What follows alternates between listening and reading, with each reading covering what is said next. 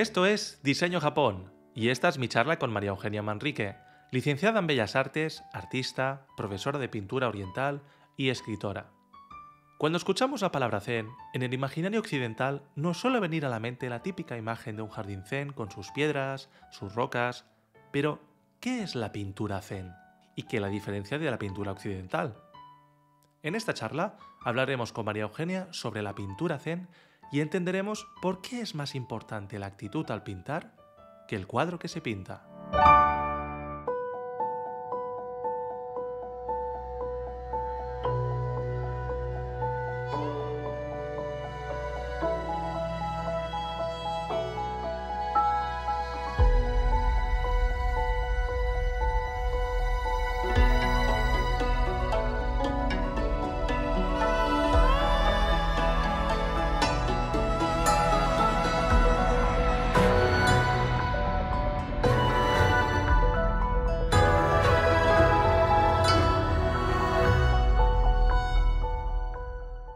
Buenas tardes, María Eugenia. Buenas tardes. ¿Cómo estás?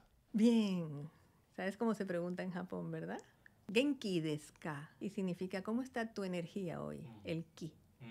Es bonita esa manera de preguntar cómo estás. Genki desu ka. ¿Cómo está tu energía hoy? Pues luego hablaremos sobre energía. Sí. Lo primero de todo, muchas gracias por participar en una de las charlas de Diseño Japón, pero sobre todo quería agradecer tu invitación por dejarme entrar en tu casa estudio. De hecho, para los que están escuchando este podcast, hoy estamos grabando desde un sitio muy especial y ahora estoy mirando a mi alrededor desde que he entrado en tu casa, en tu estudio. Creo que no he parado de mirar por todos lados porque estamos rodeados. Bueno, quizá tú nos puedes describir un poco de qué estamos rodeados. Bueno, estamos rodeados un poco de los 4 tesoros del escritorio, los 4 tesoros del erudito. Porque estamos los pinceles, está la tinta, está el papel, está el tintero y por supuesto de prácticas mías de caligrafía. Estamos sobre la mesa que tenemos fieltro, que es donde yo pinto, y luego los libros, que son compañeros necesarios, ¿no?, en el aprendizaje y en el camino. Me gusta porque has descrito un poco lo que hay alrededor, pero no hemos dicho aún de lo que vamos a hablar. Pero antes de todo, María Eugenia, ¿te llamo María Eugenia o María o Eugenia? ¿Qué prefieres? Si te va bien María Eugenia es perfecto. También me puedes llamar, me llaman así mis allegados, bueno, más bien mi familia, pero me gusta mucho, que es Maru. Y Maru en japonés es círculo, como el Enzo, por pura casualidad, pero como las María Eugenias también les dicen Maru, pero me puedes decir María Eugenia. Pues de momento te diré María Eugenia y según cómo vaya la charla, quizá acabo diciendo Maru. Vale. Lo primero, he estado repasando tu carrera profesional un poco y quería presentarte para las personas que nos escuchan que se hagan un poco una idea a nivel profesional, ¿no? Me gustaría compartir unas pinceladas, nunca mejor dicho, a las personas que nos están escuchando porque, hablando claramente, al menos yo, he alucinado bastante. Claro, aparte de ser licenciada en Bellas Artes, tienes estudios de pintura realizados en la Academia de Arte de Hangzhou, en China, y estudios de sumie y caligrafía japonesa en la Fundación Nihon Kyoku Saidan en Japón, entre muchos otros estudios. O sea, no los digo todos porque si no podríamos estar aquí seguramente muchas horas. Pero es que además en el año 90 obtuviste el premio de bronce de pintura en la International Triennale de Osaka, que ahora la gente no lo está viendo, pero María Eugenia me está señalando el premio arriba, Sí. ahí arriba, y lo ganaste en el año 1990 en Osaka. Sí. Felicidades, por cierto. Gracias. Y en 2014 obtuviste el gran premio en la Exposición Internacional de Caligrafía y Pintura China del Museo de Hansan en China. Uh-huh. Por si fuera poco, tu obra como artista se ha expuesto en múltiples exposiciones, galerías privadas, museos y en varios países del mundo como Estados Unidos, Argentina, China o Japón, entre muchos otros. Pero es que además has escrito varios libros que luego comentaremos. Y aquí podría seguir hablando sobre tu carrera profesional y creo que no acabaríamos. Teniendo en cuenta todo lo que has hecho y haces, ¿cómo te definirías? Yo me definiría como una... Primero que todo, bueno, yo sé que estará la palabra artista, pero me definiría más como una persona que tiene la imperiosa necesidad de compartir. Siempre, desde niña, la necesidad de compartir me ha llevado a vivir la docencia, que es una transmisión. Y claro, enseñar es aprender. Entonces, quisiera decir que enseñar y aprender es para toda la vida. Y me defino como una persona que se sitúa en ese punto, con una necesidad de transmitir y de compartir y seguir aprendiendo. Pues muchas gracias. No es fácil definirse a uno mismo, imagino. No, es lo primero que me ha venido porque como afortunadamente no esperaba la pregunta, no tenía ninguna respuesta preparada. Me alegro. Además de todo lo que hemos mencionado, tú impartes clases de pintura oriental Sí. y eres autora del libro Pintura Zen, Método y Arte del Sumie, que bueno, la gente no lo está viendo, pero yo tengo su libro en mis manos y voy a confesar algo a la gente que nos escucha, que esto te lo expliqué en privado, que yo a María Eugenia le dije, antes de preparar un poco la entrevista, esta charla, le comentaba, no me quiero... O sea, bueno, primero de todo le escribí y María Eugenia me dijo, ¿te has leído uno de mis libros? Y yo le dije, no, pero lo tengo. que es curioso, porque la gente suele primero leerse el libro, ¿no? Para poder, digamos, charlar con alguien. Entonces, claro, mi objetivo al no leer el libro era, claro, yo soy un ignorante sobre el tema que vamos a hablar ahora mismo. Y pensé, eso quizá me puede ayudar a hacer mejores preguntas porque no sé absolutamente nada del tema. Y lo que me pasó, María Eugenia, que esto no te lo he explicado, es que, bueno, empecé a abrir un poco el libro, empecé a mirar alguna página, empecé a leer algún párrafo y, vamos, que ya me he leído medio libro, sin querer. Entonces, esto lo digo porque realmente no pensaba que me enganchase tanto, pero empecé a leer y me sorprendió lo que es la pintura zen y el sumie, porque era algo que yo no esperaba encontrar. Entonces, es muy curioso porque el libro creo que lo explicas, al menos desde mi punto de vista, bastante bien. Y es que hoy en Diseño Japón hablaremos con María Eugenia sobre pintura zen y el arte del sumie.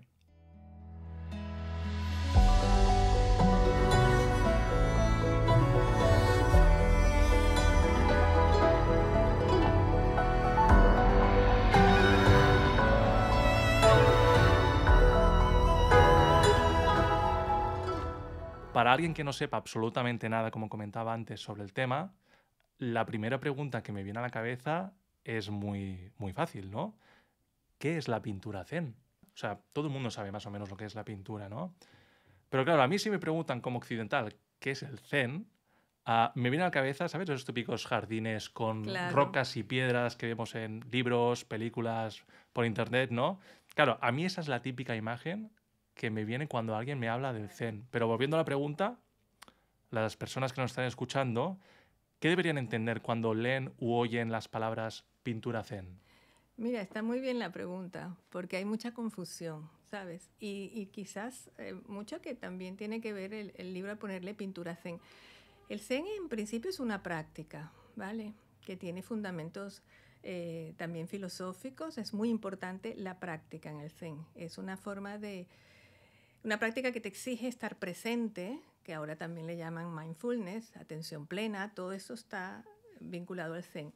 Y el zen viene del budismo, es budismo zen, que viene de la India, después pasa a China, que es el budismo Chan, de China pasa a Japón.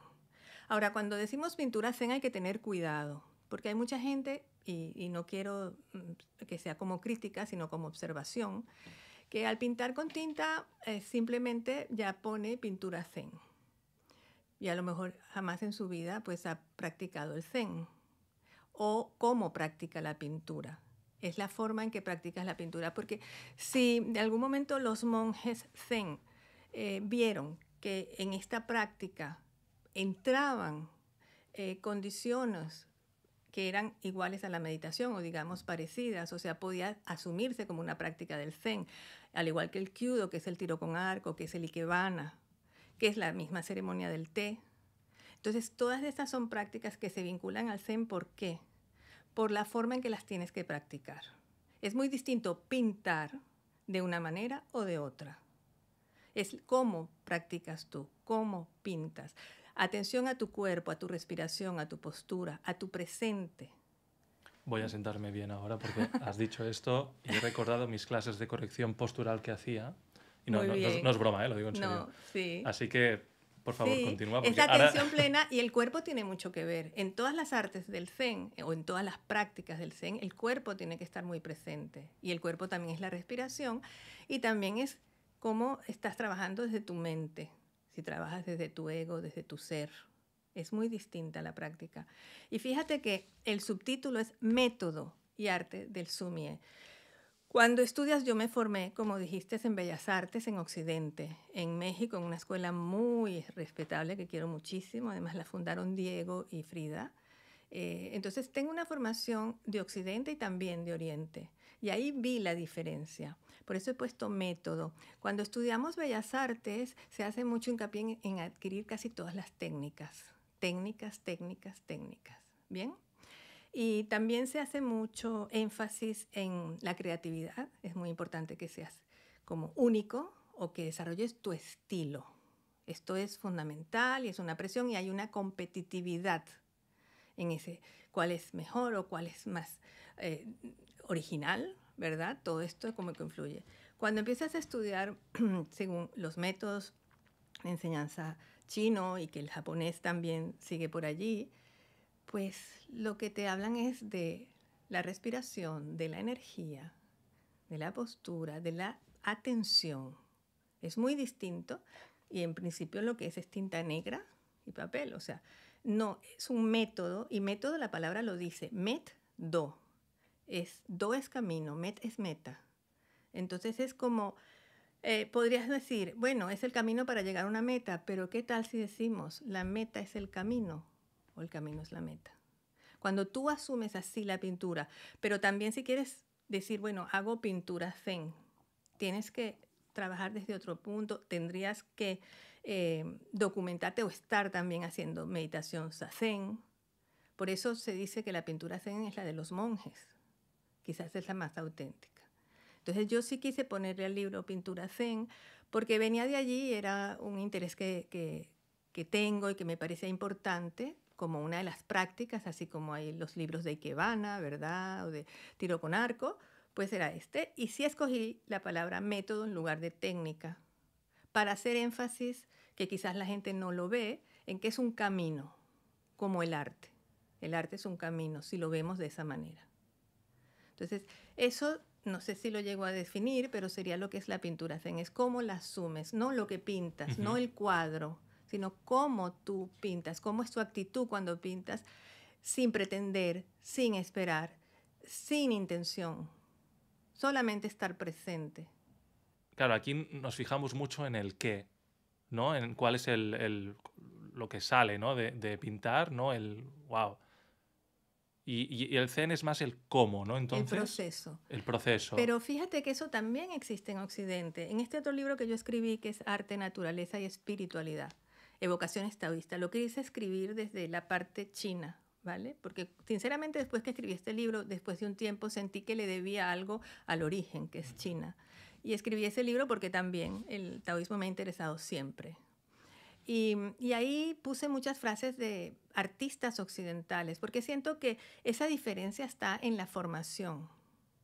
Luego, cuando la persona que se ha formado de alguna manera u otra, o el artista que no está formado necesariamente no tiene por qué estar formado, cuando empieza a crear, si tú lees los libros de artista, está Kandinsky, que escribe de lo espiritual en el arte, todo lo que escriben los artistas tiene que ver con lo que encuentran en el proceso, no de sus obras. De sus obras escriben los críticos. Los artistas escriben del proceso y es un proceso muy similar a lo que son palabras, son frases muy similar a lo que podemos leer de los orientales. O sea que yo pienso que la persona que trabaja en el arte o en la creación de esa manera, que puede ser en muchos otros medios, porque es como tú asumes la vida, como tú asumes tu oficio, como tú asumes la práctica de lo que haces. De hecho, al preguntarte qué es la pintura zen o qué es el zen, quizá he caído en la trampa de que desde mi mente occidental, claro, yo lo que espero es una respuesta racional, no a esa pregunta, cuando en realidad creo que no existe esa respuesta racional y lógica que busco, sino más que es es comprender en el hacer. El estar presente. Hay digamos, estas frases muy conocidas entre el maestro y el discípulo, que le pregunta qué es el Zen, y le dice el maestro, cuando como. Es estar presente en lo que hacemos. Por eso te digo, es una actitud de vida que no tiene que estar constante porque tenemos como muchos estímulos alrededor.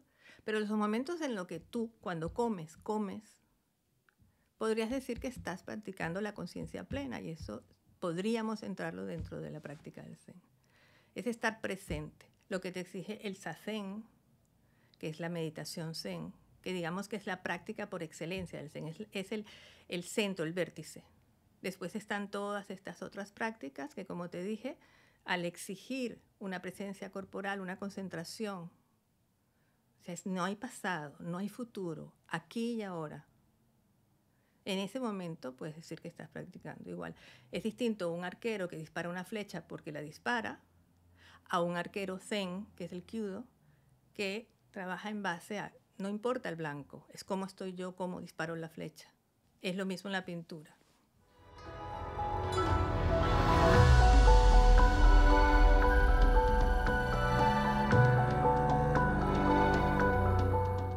De hecho, aparte de la pintura zen, claro, el libro tiene otro título, ¿no? Que es la siguiente pregunta, que es bastante quizá obvia, es ¿qué es el arte japonés del sumie?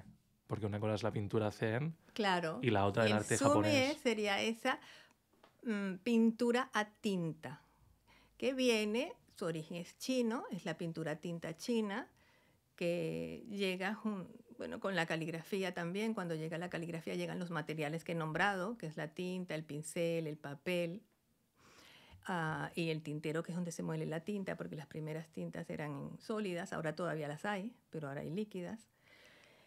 Y el sumi es tinta, es como se llama en japonés, tinta. Es pintura. Entonces, es la pintura tinta. Ahí sí hay muchos que me preguntan, si hago pintura tinta, ¿es sumie? Pues podríamos decir que sí, ¿verdad? Todo lo que es pintura tinta sería sumie. Lo que pasa que ya como sumie tiene ciertas características. Primero, uno de los temas principales, por no decir el más importante, es la naturaleza. O sea, la naturaleza es la inspiración para pintar la pintura en lo que estudiamos. Y no es una inspiración así nomás, oh, qué bonito, no. Cada una, no sé si llegaste a leer, están los 4 honorables caballeros, que es con los que se aprenden, y a mí es que me sigue fascinando. Para que la gente que nos escucha, ¿podrías explicar un poco qué? Empiezas a aprender con el bambú. Todos sabemos que el bambú es un tema muy recurrente en todo el arte oriental, ¿verdad? Entonces el bambú, se puede empezar por el bambú, la orquídea. Nombremos el bambú, que es el verano. Es el primero de los 4 caballeros. Y cuando la estás pintando, al mismo tiempo tienes que conocer un poco por qué es el bambú.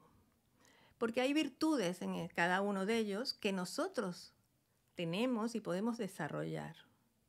La virtud principal del bambú, y por eso a mí me gusta comenzar con él, es que cuando se planta un bambú, esto ya se ha mencionado mucho, no lo vas a ver crecer sino a lo mejor dentro de 6 o 7 años. O sea, él va a estar bajo tierra, pero él está creciendo hacia abajo, está esparciendo sus raíces. O sea, que esparce además unas raíces tremendas y grandísimas. Imagínate 7 años echando raíces. Pero cuando sale, lo puedes a lo mejor ver crecer 1 metro al día. Y en muy poco tiempo, dependiendo del tipo de bambú, alcanza su altura total. Entonces, es como que primero crece hacia abajo. Entonces, el que nos enseña el bambú, el tiempo que tenemos que tener para poder luego crecer o dar fruto de aquello que estamos aprendiendo, que nos estamos preparando. Que actualmente en la sociedad nuestra es muy difícil porque cada vez vamos más a los cursos intensivos, al aprendizaje rápido, no quiero perder tiempo estudiando esto, es mucho tiempo, 3 años, o una carrera de 5. Sí, entonces, sí. Ahora parece que perdemos el tiempo mientras nos formamos. Y entonces esa es la primera enseñanza del bambú. El bambú además es muy duro, ¿verdad? Que romper un bambú es dificilísimo. Yo una vez estuve en un taller para hacer papel y estaba el bambú y entre todos no podíamos romperlo. Pero sin embargo es muy flexible. El bambú se carga de nieve y tú ves que se va yendo hacia un lado, se va yendo hacia un lado porque se carga de nieve y de un momento en que regresa así, por impulso, suelta la nieve. Y esto nos enseña que a veces pensamos que para ser fuertes no podemos ser flexibles, que se puede confundir la fuerza con la rigidez. Y resulta que la flexibilidad es lo que nos da la fuerza. Y esa fuerza del bambú tiene mucho que ver con su espacio. Sabemos que el bambú tiene nudos, ¿verdad? Y entre nudo y nudo está el vacío. Todos hemos visto un vaso de bambú que lo cortan en el nudo y queda el espacio vacío. Es la importancia del vacío que es tan importante en Oriente. El vacío es lo que le da esa fuerza. Ese vacío también aparece en el tallo de los lotos. El loto es una planta que nace del lodo, es un símbolo búdico también muy importante. Pero lo que quería comentar con referente al bambú es que el loto es una flor grande, hojas grandes, pesadas, que salen fuera del agua, no confundir con el nenúfar. El loto sale fuera del agua, una hoja inmensa, y es porque su tallo es vacío. Es la fuerza que da el vacío. Nosotros, cada vez se entiende más el concepto oriental de vacío en Occidente, pero le tenemos un poco de miedo al vacío porque creemos que es la nada. Pero el vacío es el todo. Cuando yo veo un papel en blanco para pintar, ahí está todo. Yo voy a sacar algo de todo lo que está con los trazos. Luego, para seguir, sigue el segundo caballero, es la orquídea. La orquídea china, que no es la orquídea que conocemos aquí, es una orquídea muy pequeñita, que crece en primavera, representa la primavera y crece muy escondidita entre las piedras, como que nadie la ayuda, es pequeñísima. Confucio fue el que le dio quizás ese nivel tan especial, porque significa también la modestia. Ella está pequeñita allí y nadie la ve, pero es preciosa, no necesita mostrarse. Y yo he estado en China en un lugar que se llama el Pabellón de las Orquídeas en primavera y todo el mundo va a buscarlas como que va a buscar las trufas, a ver si encuentra una orquídea. Pero algo también importante de la orquídea es que aparentemente es frágil, pero es súper fuerte, porque ella crece sola entre las piedras. Entonces, ahí queremos decir que la fragilidad o la delicadeza no es una falta de fuerza, no es una falta de energía interna. O sea, la persona delicada a veces dice, oye, es delicado, y piensas que a lo mejor no tiene fuerza. No tiene que ver, es algo que nos enseña. De hecho, cuando se pinta la orquídea, que se pinta con una piedra, la piedra es como esa fuerza, es el yang. Luego vienen las hojas, luego viene la delicadeza. Y cuando la estás pintando, siempre me pasa con los alumnos que, claro, aprenden luego a hacer la piedra y luego va a volver a la orquídea, que es aquella delicadeza. La pincelada es totalmente contraria. Y ahí tú experimentas en el momento de pintar esa armonía que puede existir entre la fuerza y la delicadeza. Y en el sumie, entonces,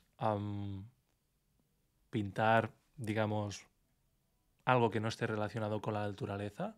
No, se pueden pintar. Mira, se pintan personajes, cuando en la naturaleza se pintan las personas en un paisaje, son pequeñitas, son pequeñitas. La naturaleza es más importante.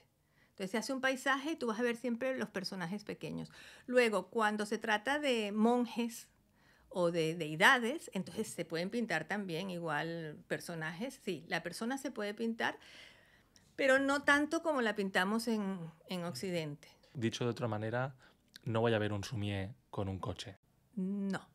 Lo que pasa es que, claro, es muy raro. Será un sumie, será pintura tinta, pero no será con el espíritu del sumie. De acuerdo, el cómo, ¿no? La parte zen, ¿no? Sí, la parte zen, acuérdate que es como la presencia de la persona al pintar. Sería más el tema. De acuerdo. El tema no corresponde, ¿verdad? Porque si ves todos los libros de sumie, todo es la naturaleza. Aparecen los personajes, aparecen las casas, ¿verdad? Chocitas. O algo, una pagoda, una cosa así, pero todo es pequeñito. Sí. La grandeza es la naturaleza porque, bueno, es lo más importante, ¿no? Sí, ahora... El paradigma de la pintura taoísta, de la filosofía taoísta, y de ahí nace. Si ahora, por ejemplo, un artista de Occidente dijera, voy a pintar, me lo invento, ciudades modernas con la técnica del sumie. Lo puede pintar. ¿Cuál sería tu opinión al respecto? No, yo en eso soy totalmente libre. O sea, pienso que es que en ese has dicho, es la técnica. Está pintando ciudades con tinta. Y de hecho hay pintores chinos que ahora pintan todo. todo con la técnica. Es diferente, es sutil la diferencia, pero es válida también. Se Pero puede pintar todo. ¿sería sumie entonces? Claro, ahí es donde te digo, sumie es pintura tinta. Entonces podrían decir, sí, es sumie, porque es pintura con Ujú. tinta. Sumie, la palabra como tal, describe. Ahora, vamos a decir la diferencia. Es cómo lo asumes. O sea, yo pienso que puede ser, y a lo mejor es que podrían ser resultados interesantes. Pero yo en mi camino, la naturaleza es algo que me lleva a encontrarme de otra manera conmigo misma. Somos naturaleza. Y lo que hemos ido perdiendo con el tiempo es el contacto con la verdadera naturaleza. Sin embargo, algo que siempre digo cuando me toca hacer una conferencia, estos micrófonos, esto que estás aquí, todo lo que tenemos alrededor sale en la naturaleza, no tenemos más fuentes. Y todo lo que hemos hecho es reproducir lo que hemos visto en la naturaleza, ¿verdad? Y tomar los materiales luego para crear. Pero lo que pasa es que esto ya no parece naturaleza. Este trípode no parece naturaleza, pero ha salido de allí. Entonces nosotros nos hemos ido olvidando de eso y cada vez nos metemos más en las ciudades, nos apartamos, pero estando en una ciudad, si lo tenemos presente, podemos también tener esa conciencia de que somos naturaleza. Y claro, al pintar, si yo tengo muchos alumnos que me dicen, desde que hago pintura sumie, de esto, pintando la naturaleza, veo diferente la naturaleza, veo diferente una hoja, lo veo diferente, porque es como que te aproxima a ella. ¿Ves? Fíjate que los chinos dicen que cuando pintas el paisaje, estos son de la dinastía Shang, hablan, cuando pintas el paisaje, entras en el paisaje, es auténtico. Cuando yo pinto un paisaje, yo empiezo a sentir la montaña, a sentirla, y cuando son paisajes, porque trabajo también con los paisajes de los pintores, entonces ves, mientras más te metes, la cascada, y ahí te pierdes. En ese momento es maravilloso porque todo tu alrededor desaparece. Una de las preguntas que tenía era, que ya lo has adelantado un poco, que es, quería preguntarte qué sientes cuando pintas sumie o cuando haces caligrafía. No sé si sientes lo mismo, o sea, me gustaría preguntarte, cuando haces sumie, ¿qué Me sientes, no? siento yo, o sea, estoy conmigo. Y ahí es importante cuando pinto sin pretensión. No pretendo. O sea, una de las cosas que tenemos que aprender en este camino es a pintar sin pretensión. No pretendo hacer un cuadro. Después sale, perfecto. Pero mientras pinto lo que quiero es, bueno, sentir, respirar a través del pincel. Mira, yo cuando estudié Bellas Artes, me costaba muchísimo usar los pinceles, pero muchísimo. Yo decía que el pincel me separaba del cuadro, entonces usaba trapos, esponjas, todo lo que fuese menos un pincel. No me gastaba un duro en pinceles, iba a una ferretería y compraba pinceles, brochas, nada. Ahora los ves aquí. Y Sí, esto, María Eugenia me ha señalado otro sitio del estudio que la gente que nos escucha no lo está viendo, pero aquí justo a mi izquierda veo, vaya, una colección de pinceles de todo tipo. Yo no soy experto en pinceles, veo tipo brocha, pinceles un poco más finos, ¿no? Y es espectacular. O sea, son los pinceles chinos, pero lo curioso es que hace unos años en la Casa Asia, bueno, me invitaron, para dar se trataba de arte y espiritualidad, ¿bien? Y yo llevaba mis pinceles, generalmente si voy a una conferencia o algo, llevo mis pinceles y los pongo allí, son como mi amuleto. Y en el camino, cuando iba, no suelo prepararme así tanto las conferencias, unas ideas, me di cuenta de que ahora el pincel era parte de mi mano, pero yo no me di cuenta en qué momento pasó, pero es solamente ese pincel, el pincel oriental. Esos pinceles están hechos a mano, no tienen grapas, el proceso es maravilloso, pero yo no fui consciente en qué momento cambió mi sentir y mi relación con el pincel, pero sí tuvo que ver con lo que estaba pintando y cómo estaba pintando. Mi respeto hacia el pincel es grandísima y suelo decir que tengo una relación somática con el pincel, porque cuando veo un alumno que mete el pincel boca abajo en agua, es como si me ahogara ¡ey! luego hablaremos sobre... Siento el estómago, cuando veo que alguien maltrata un pincel, me duele el estómago. Volviendo al tema de la pintura sumie, ¿puede ser de colores? Sí, mira, puede ser, yo a veces uso color. Puede ser colores, algún color, pero no coloreando. O sea, yo no enseño con color. Y si nos centramos en la pintura zen, diríamos que no, ¿vale? Sería solo, digamos, Solo, es blanco y monocroma. monocroma, Pero como negro. dicen, manejando bien la tinta salen los colores. Ahora lamentablemente no tengo aquí esta lámina, tampoco la voy a mostrar, pero un trazo de tinta te puede transmitir un color. Hay trazos de tinta de una vegetación. Es mi primera práctica en las clases. Escojo 2 modelos del manual de la semilla de mostaza, que por ahí está, en donde Para que la gente lo entienda, ¿este libro qué es? perdón, el manual de la semilla de mostaza es el antiguo manual de pintura china, Ujú. que solamente está traducido al inglés y es un compendio, o sea, es como un resumen, y entonces se llama The Mustard Seed Garden, solamente está traducido al inglés. Ahora, en ese libro hay muchas imágenes, ¿verdad? Y una de ellas es una vegetación muy seca y otras, unas vegetaciones como, digamos, césped o hierba. Imagínate los trazos de una vegetación seca, son rectos, fuertes, y unas hierbas son suaves. Y yo les digo, si ven una y si ven la otra, son negro sobre blanco. Pero viéndolas, yo te digo, ¿qué colores serían? Y me dirías, no solo el color, sino la sensación, el tiempo del año, cómo está, si es caluroso. El otro te va a transmitir frescor, humedad, verde. Y es negro sobre blanco. Es el trazo el que te transmite.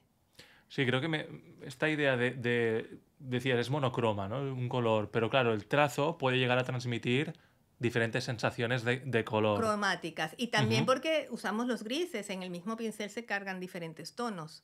Una sola pincelada te puede llevar del negro al gris en esta práctica, aprendiéndola.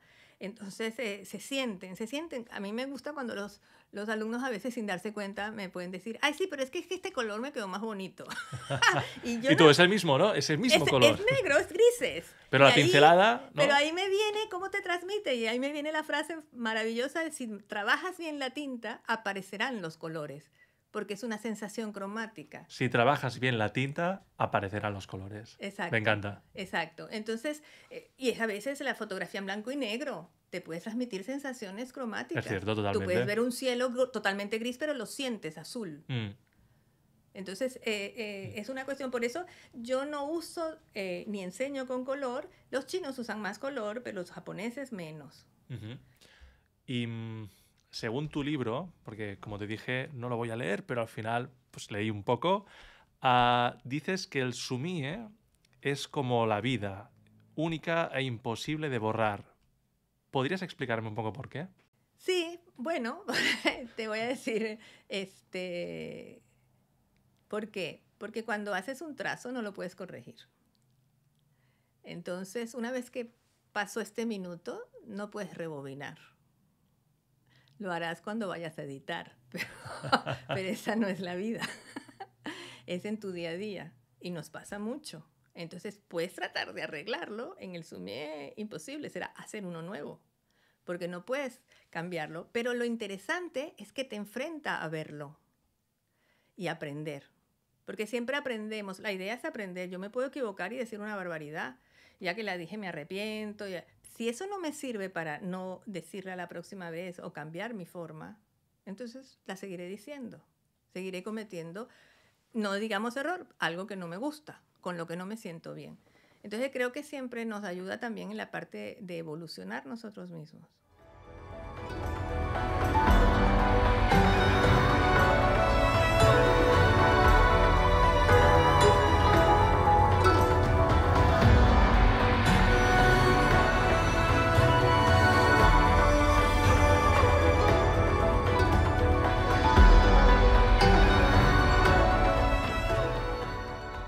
Antes comentabas algunos materiales para realizar la pintura sumie.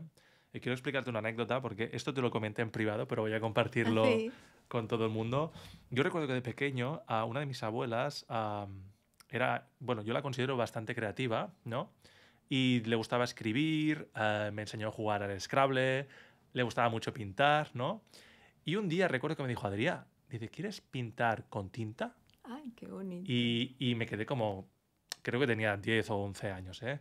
Y le dije, bueno, claro, sin pensar, ¿eh? O sea, claro, tinta nunca había probado de pintar con tinta, ¿no? Sabía que los bolis tenían tinta y ya está. Y me enseñó como un rectángulo negro y me dijo, esto es tinta. Ay, pero tu abuela Y, está viva. no, no está viva ya. Ya hace años que ya no, pero me enseñó un rectángulo que resulta que era tinta negra, ¿no? Pero era un rectángulo negro sólido. Sí. Claro, yo de pequeño dije, pero esto no es tinta, porque yo utilizo bolis, ¿no? Y nunca lo he visto. Me dijo, no, esto es tinta y para utilizarla hay que ponerle agua. Y recuerdo que me enseñó a pintar una especie de, creo que eran unas gambas o langostas, ¿no?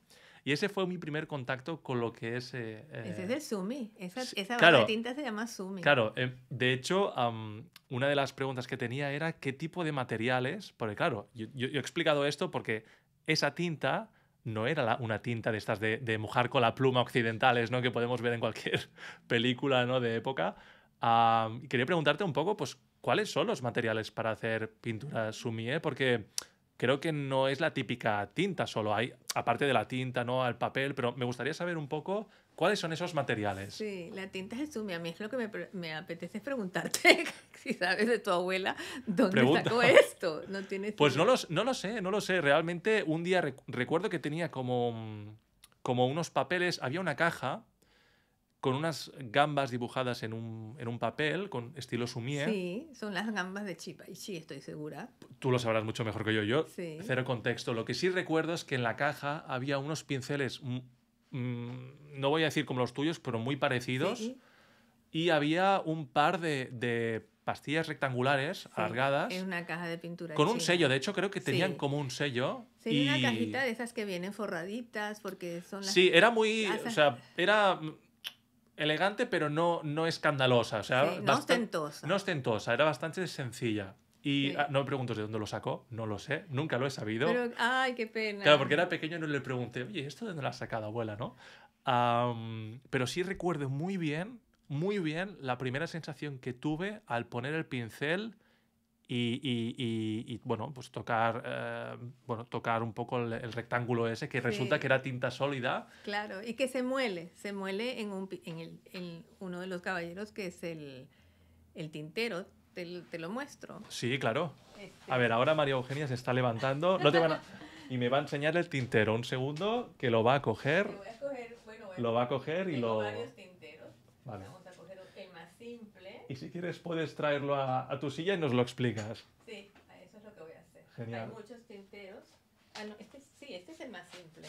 Vamos a ver. Hay unos decorados impresionantes. Este es un tintero. Claro, lo bueno de estar en el estudio de María Eugenia es que nos podemos levantar y coger cosas, ¿no? Y hablar sobre ellas. ¿Tengo un poquito de luz? Sí. Mira, este es un tintero muy simple que se compra aquí. Incluso es más fácil de adquirir, ¿vale?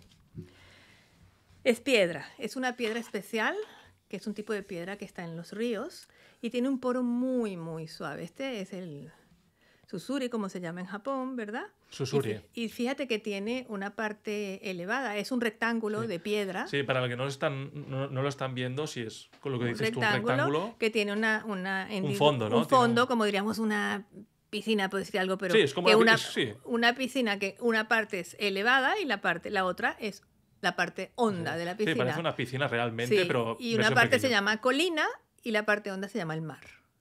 El paisaje vuelve a estar. Y la piedra, esta es una tinta. No, está enseñando el rectángulo que yo comentaba antes, no alargado. Sí, esta es una tinta que, por cierto, es japonesa. Y entonces, ¿qué es la tinta? Es que aquí tengo muchas tintas. La tinta es madera, es hollín de madera. ¿Sabes cuando limpias y raspas una chimenea? Sí, bueno, ahora ya no, porque no tengo chimenea, pero me acuerdo que mi padre lo hacía. Raspas el hollín, es una pasta. Bueno, esto es madera que se quema en un horno de calcinación, que no es una chimenea porque son hornos pequeños, limpios, que se quema la madera y toda la parte de arriba se llena de hollín. Se raspa, se amasa y se mete en moldes, ¿ves? Como el que nos estás enseñando. Sí, ¿Puedo se cogerlo? mete en moldes y se endurece. Y a veces le ponen algún aceite esencial o algo, por eso a veces huele. Depende del tipo de madera. El negro que sale de esa barra puede ser con tendencia al azul, siempre un negro, pero con tendencia al azul, o con tendencia al marrón, al sepia, digamos.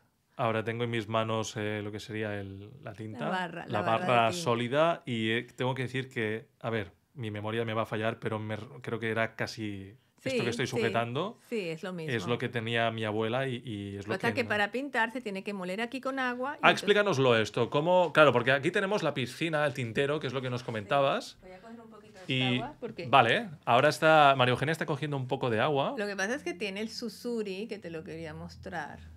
Sí, tengo Cógelo aquí. si quieres. Sí, Sí, sí. voy a cogerlo porque es una Ah, teterita. nos vas a hacer una demostración en vivo y en directo. Este puede servir como susuri, aunque no es. Ujú. Es una teterita pequeñita Ujú. Un susuri es una tétera muy pequeña. que solo se usa para Ujú. eh, Ahora estás poniendo agua en el susuri, ¿no? La sí, tetera, la mini tetera. la mini tetera. ¿Y qué vas a entonces hacer con esto? con esto pongo agua en la parte más elevada de la piedra. Ahora estás poniendo agua en el tintero, un poco, Exacto. sí. Y luego con la tinta comienzo a moler. Vale, lo que era la tinta, ¿no? El rectángulo, estás pasándolo por encima del tintero Exacto. con un poco de agua. El agua ya empieza a desleírse la tinta Sí. y aquí va a haber un negro. A veces se puede moler 15 minutos si vas a pintar solo con esta tinta porque hay tinta líquida. Mínimo 15 minutos. Hay un momento en 15 donde minutos, digamos, moliendo. moliendo. Pero es también una manera de como una práctica meditativa. Sí, ¿no? Porque 15 minutos, Sí, o sea, me da pero tiempo a no, hacerme una tortilla y algo más.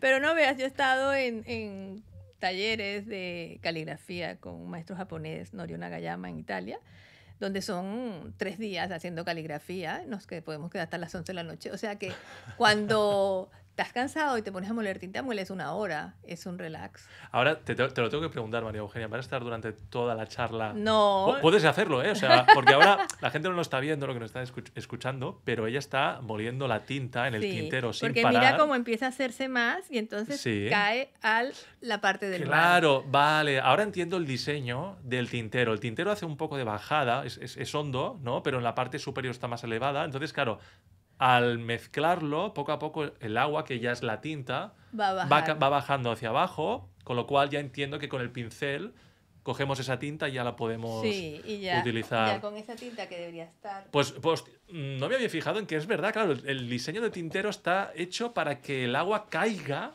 ya, digamos, siendo tinta. Sí, lo que pasa No es plano. hay tinteros como este que son planos. Ah, es verdad, no me había fijado.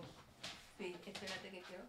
Voy a coger este trocito. Sí. Ahora María Eugenia está cogiendo un trozo De creo- papel, de que papel. es el otro de los materiales. Que es se llama papel de washi. arroz.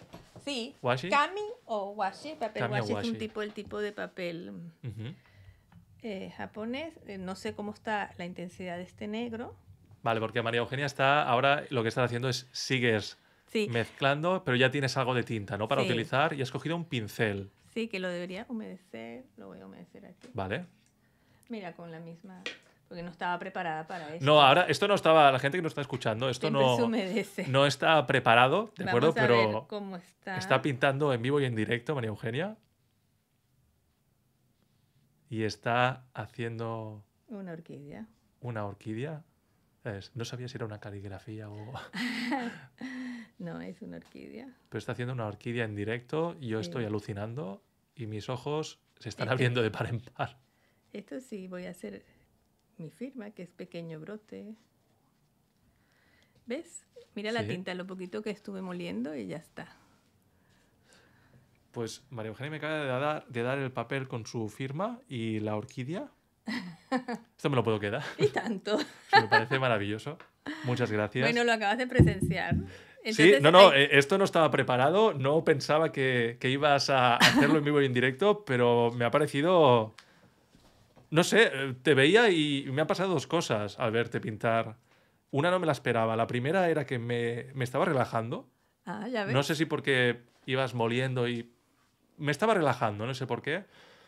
Y la segunda es que me he acordado de mi abuela. ¡Ay, Con qué lo cual, bonito! entre esto y tu firma y la orquídea, ahora mismo estoy muy feliz. ¡Qué Así bueno! que muchas gracias. Pues qué bonito. No, sí. muchas gracias a ti por hacerlo.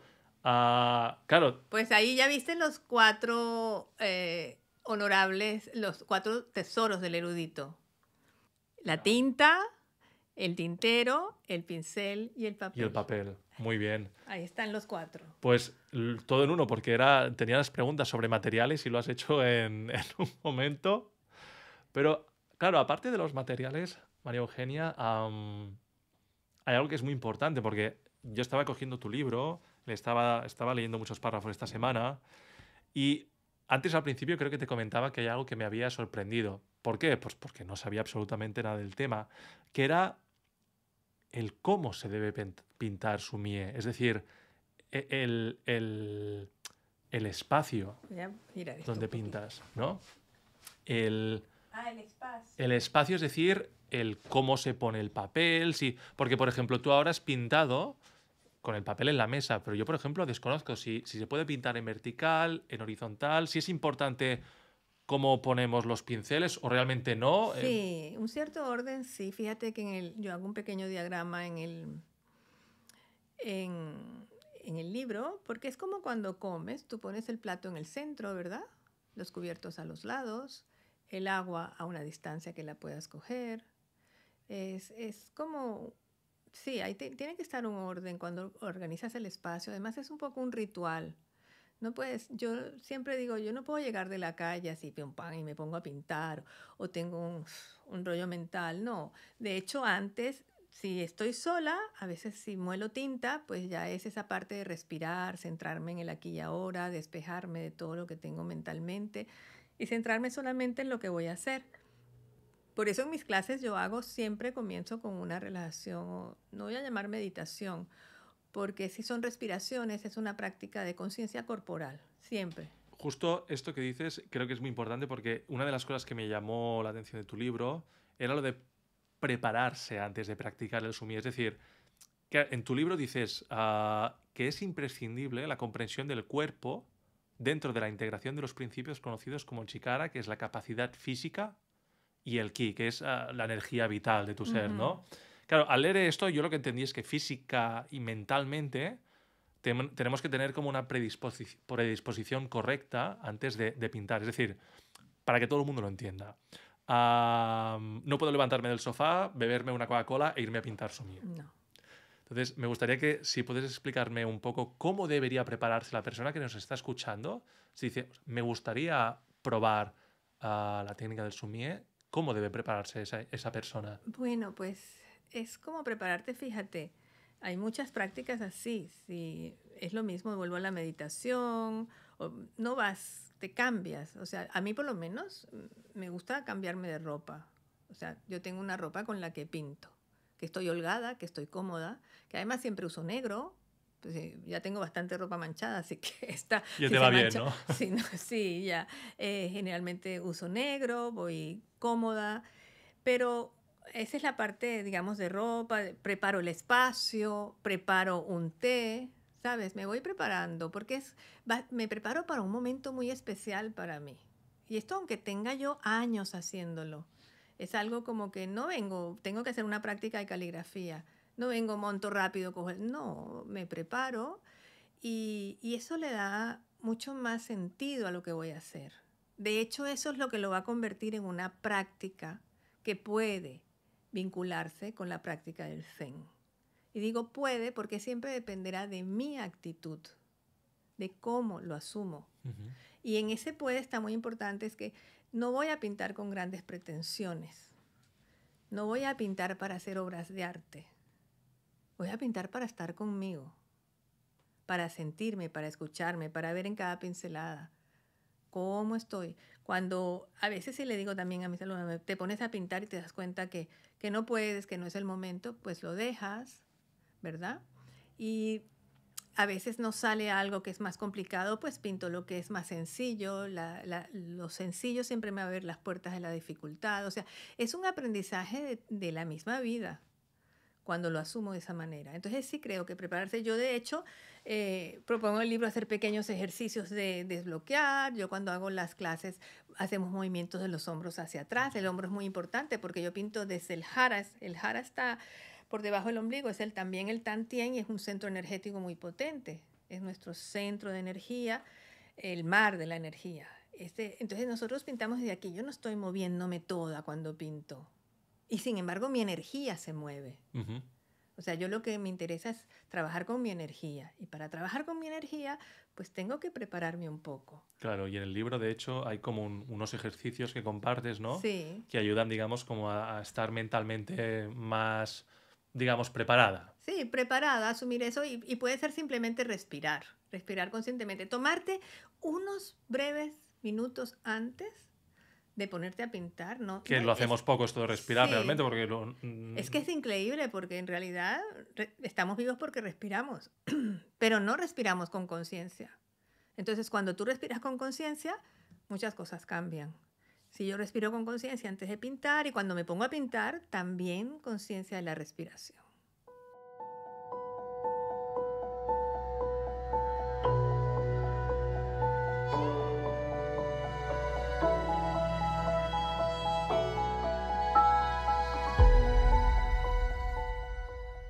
antes comentabas que hay que pintar sin pretensión, Sí. ¿no?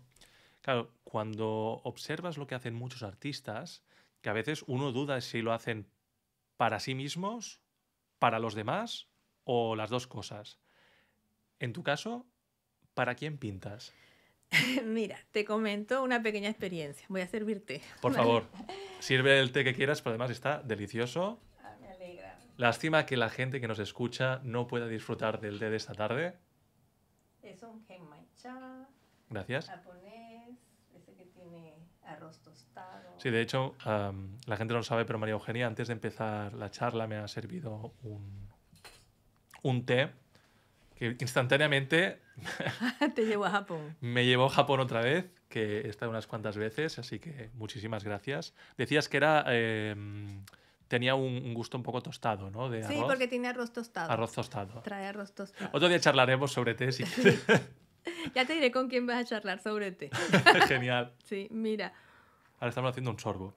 Ah, Qué bien sienta esto ahora, ¿eh? Sí. Luego te pediré cuál, porque me lo voy a Sí. apuntar para casa, porque es que... Perfecto, ya te diré cuál. Me preguntaste. Sí, te Sí, preguntaba... vale, ya te iba a contar. Mira, Te cuando preguntaba, yo María estudié- Eugenia, ¿para quién pintas? cuando yo estudié Bellas Artes, es que es lo que te decía, era. Y yo, como ves, tengo un antes y un después. El después o el ahora es desde el que empecé con la pintura oriental, asumiéndola ya, ¿no? Porque yo empecé por mi cuenta por muchos años, pero seguía pintando, digamos, un arte, no lo voy a llamar occidental, pero que pintaba o sea, yo trabajé en madera, instalaciones. Mucha gente aquí no conoce todo lo que hice antes, pero era muy distinto.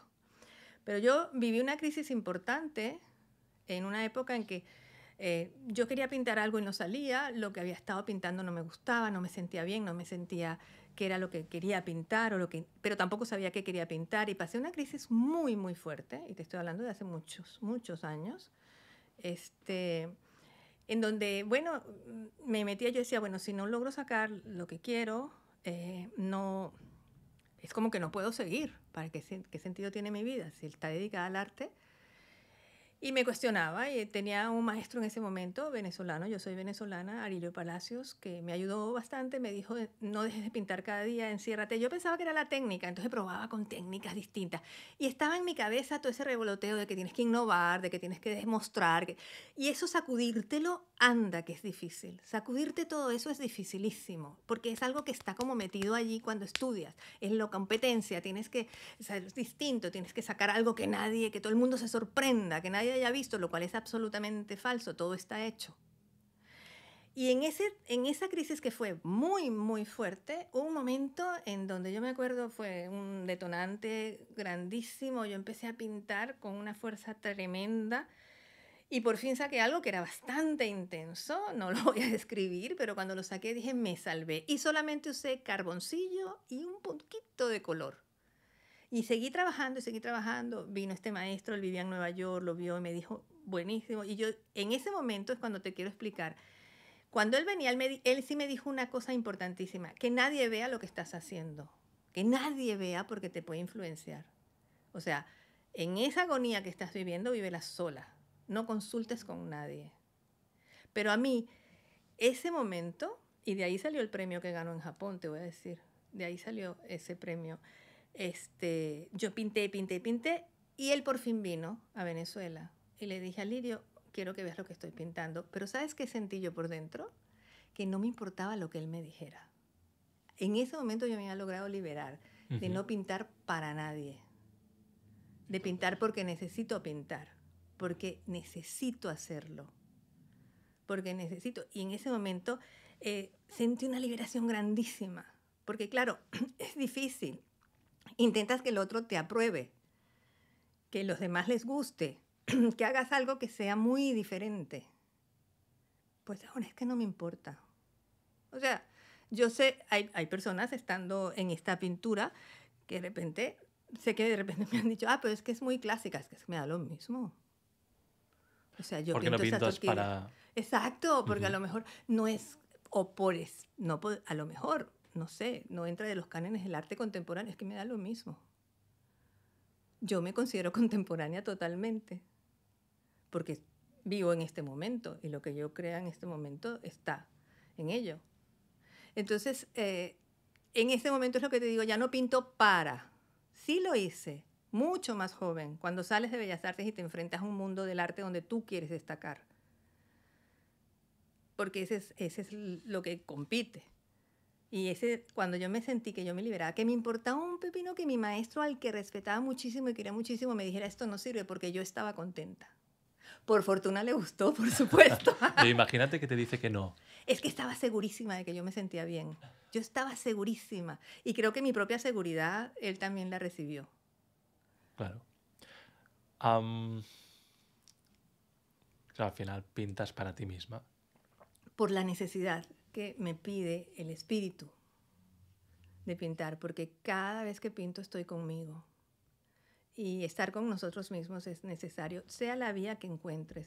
Una persona puede ser a través del deporte, de la danza, del momento en que, no sé, estás en silencio.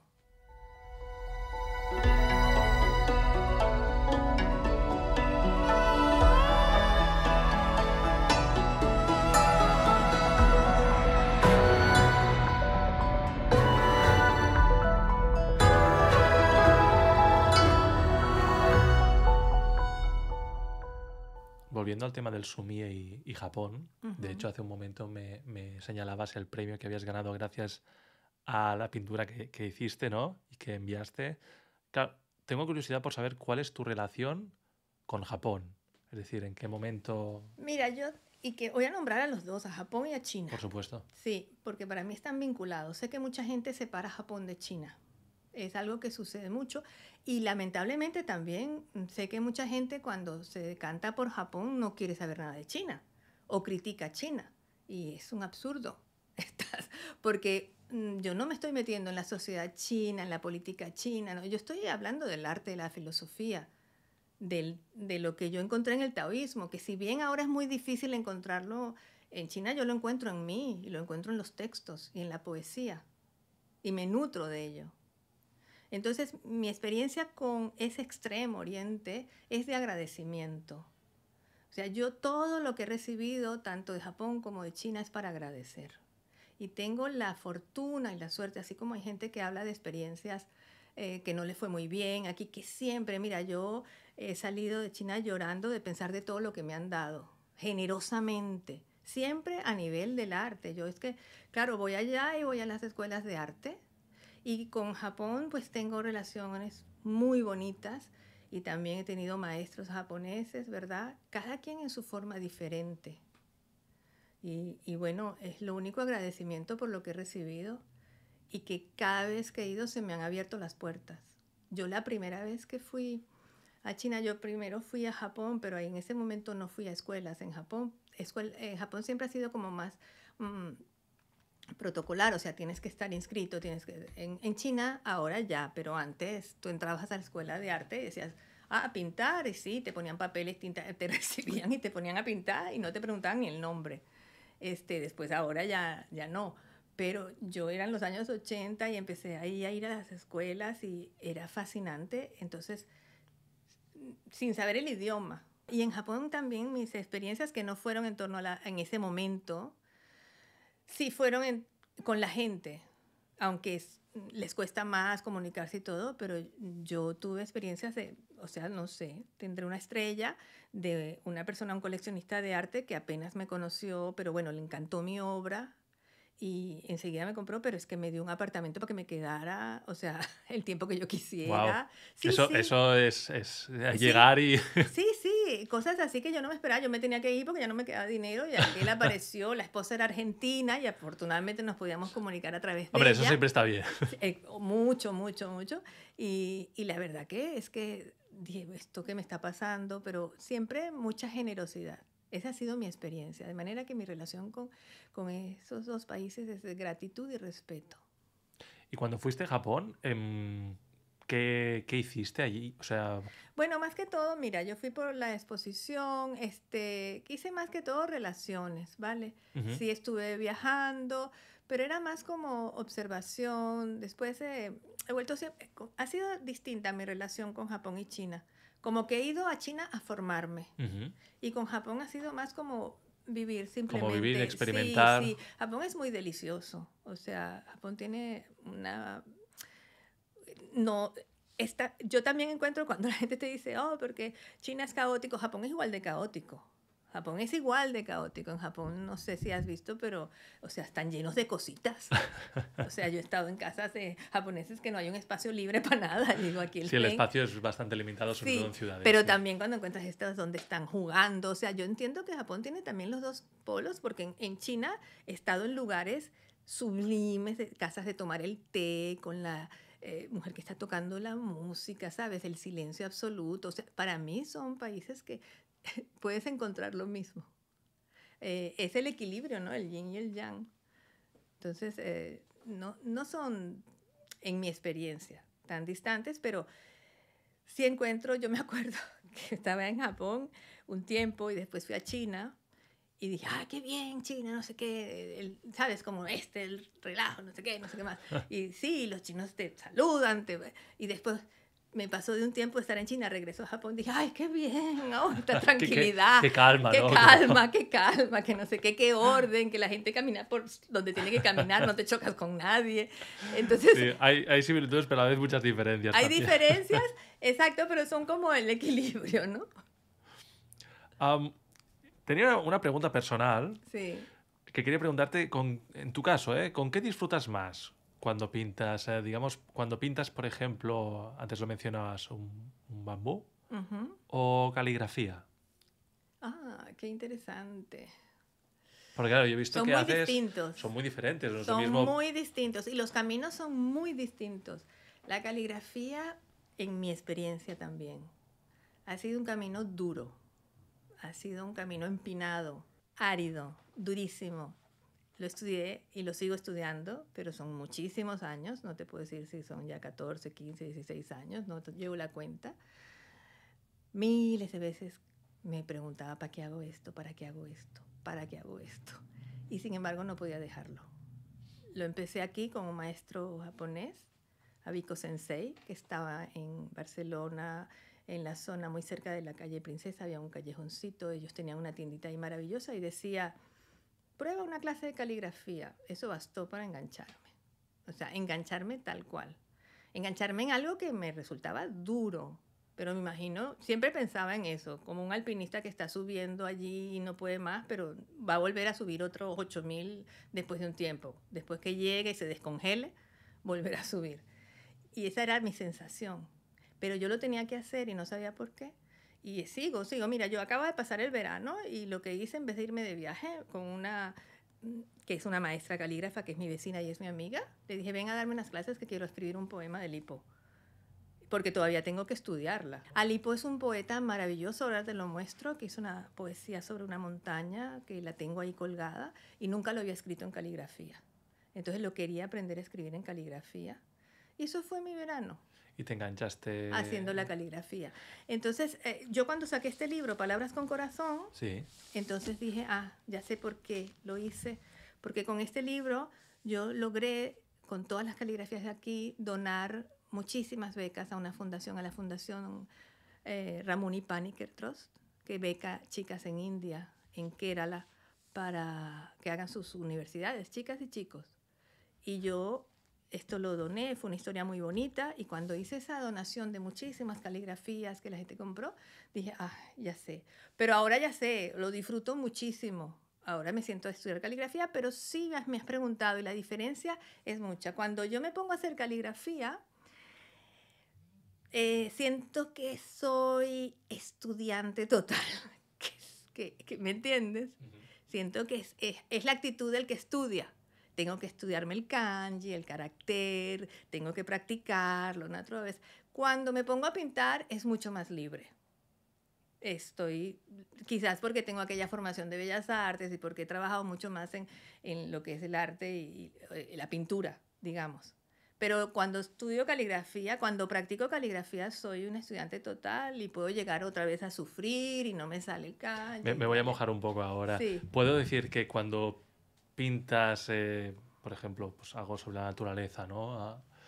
Te sientes más libre y relajada y con la caligrafía, digamos, un poco más tensa quizá. Cuando la practico así, sí, mira, hay dos formas. Cuando hago los estilos libres, que son las caligrafías como estas, entonces ya me siento libre. Pero si voy a estudiar un poema, por ejemplo, que tengo que seguir una línea, sobre todo son los estilos. La caligrafía tiene el estilo Kaisho, que es el regular, y tiene luego el cursiva salvaje, que es todo libre. Cuando hago esa, me la paso pipa. Cuando hago la otra, ¿sabes? Tengo que cumplir más con que quede el carácter así. Y sin embargo, me gusta hacerla. Es interesante esta diferencia. Bueno, son interesantes tus preguntas, también me ayudan a reflexionar algo que yo no he pensado. Gracias. Una cosa que quería comentar también es sobre todo para la gente que nos escucha, porque al final el podcast se llama Diseño Japón, ¿no? Y imagino que mucha gente que le gusta Japón lo está escuchando y se habrá enganchado un poco a la pintura zen y al sumie.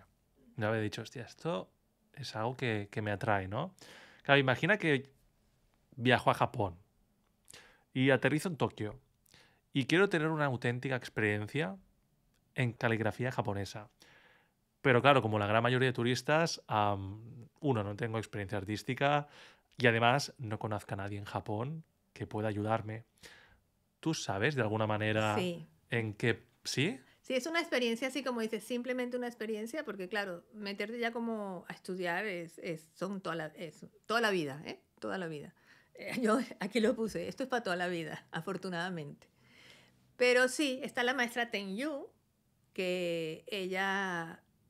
Hay dos, está Kenjo, pero yo no sé si Ohara da... Pero Tenyu sí da clases en un templo, y a quien me pregunte, ya yo tengo varios. Bueno, Mia-san estuvo con ella porque él fue a Japón y yo se la recomendé y él fue a hacer una clase allí. Es onda muy light, ¿verdad? Pero tienes una experiencia con la tinta, hace las caligrafías. Yo tengo en mi blog escrito sobre ella en el suelo. Y claro, ellos saben cuando es una persona que viene a hacer una sola prueba, pues tratan de que se lo pase bien. Y te llevas tu tinta grande, tu caligrafía. Y sí. dónde...? Ella está en Tokio y a veces da clases. Estuvo cerrado un tiempo el templo, ahora está abierto otra vez. Da las clases, creo, todavía, en un templo y unos días en el templo tiene su calendario y otros días en un pequeño estudio. Ajá. Pero... A ver, si la gente que escucha y me puede seguir, si me preguntan, yo le daría los datos y lo pongo en contacto directamente con Tenyu. Y si estas personas que han ido varios, de aquí. Yo los he enviado y han ido varios y han tenido la clase con ella. Pues está realmente bien, porque al final, claro, lo que pasa es que cuando viajas a Japón, sobre todo las personas que nos están escuchando y aún no han viajado o quizá han viajado una o dos veces, ¿no? Que no han hecho, digamos, muchos viajes, ¿no? Y la gente que tiene curiosidad por este tipo de experiencias y este tipo de arte, claro, evidentemente aquí podemos hacer talleres, pero qué mejor, ¿no? No, si viajas que ir, allá, que claro. ir allí y probarlo, ¿no? Y una de las preguntas, claro, yo decía, hombre, a mí me gustaría hacerlo, probarlo, pero claro, llego allí y no sé a dónde te vas ir, a meter? no sé dónde meterme y leer japonés, pues más bien poco, ¿no? Entonces, claro, es bueno saber, ¿no? Que puedes ir, hay templos donde lo hacen, así que si alguien está interesado en probarlo, pues que contacten con María Eugenia. Sí. Y Tenyu habla inglés, así que por lo menos por pues allí. ya es una barrera menos, digamos, y está muy bien. Yo ya te digo, ahora tengo en la cabeza esta idea de ir, y oye, si tengo la oportunidad de ir a un templo y estar 1 o 2 horas las que buenamente pueda el maestro o la maestra enseñarme un poco, pues está muy bien, porque al final sales un poco del circuito típicamente turístico, ¿no? Que bueno, que está muy bien, pero Es una experiencia muy bonita. Y ya te digo, eso sí, si alguien piensa hacerlo, sí es importante avisar con tiempo porque ya tiene un calendario.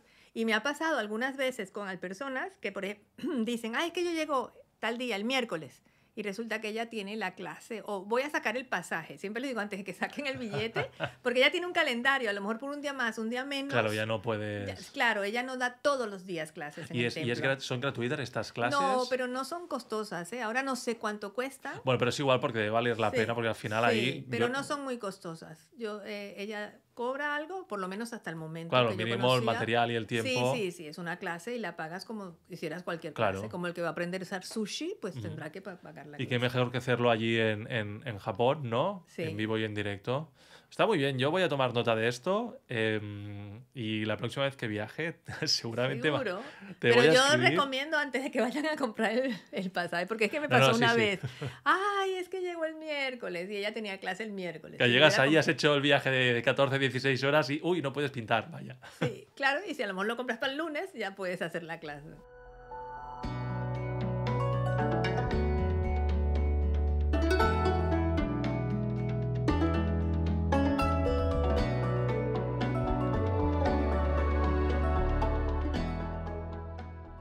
Para terminar, si alguna de las personas que nos está escuchando siente curiosidad por la pintura zen y el sumie y quieren empezar, desde tu punto de vista, ¿qué consejos les darías? Bueno, ¿qué te digo? Yo empecé por los libros, pero en ese momento no habían posibilidades como de estudiar con personas, por lo menos en Occidente, fue hace mucho tiempo. Por ejemplo, yo ahora doy clases online, ¿vale? Y pueden probar, yo voy lento. Hay otras personas que sé que hacen talleres de fin de semana, también es válido. Yo prefiero ir más lento porque sí, vale, tú puedes probar a lo mejor en otra parte y si quieres ya comprometerte, pues haces cursos más largos. Yo creo que todo es válido. Hay personas que pueden decir, ay, sí me atraía, pero no es para mí. Esto es totalmente válido. Y siempre se lo digo a los que se apuntan. Mis clases son 4 semanas, descansamos unas y en ese espacio entre semana y semana la persona puede decir, mira, no, ¿verdad?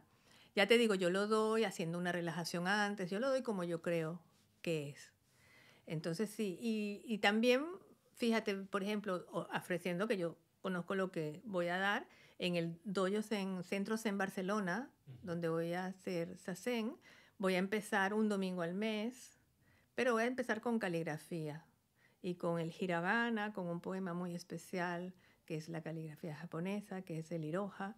Entonces, será un domingo al mes y es un centro de meditación, es bellísimo, así que en ese ambiente es muy bonito como para hacerlo. Es lo que yo puedo ofrecer.